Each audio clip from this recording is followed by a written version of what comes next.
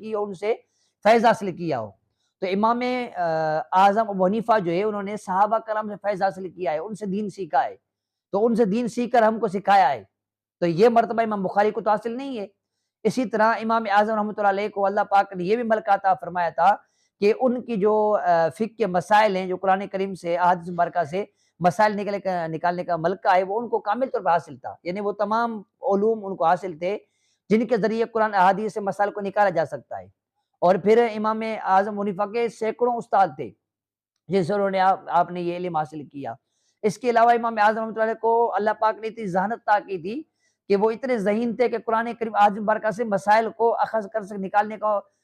نکال سکتے تھے، اور ان کو احادیث کی پہچان بھی تھی۔ آپ کو میں مثال بتاؤں کہ امام اوزاعی رحمۃ اللہ علیہ بڑے محدث اپنے وقت کے نا، تو ایک مرتبہ ان کی ملاقات حج کے ان میں موقع پر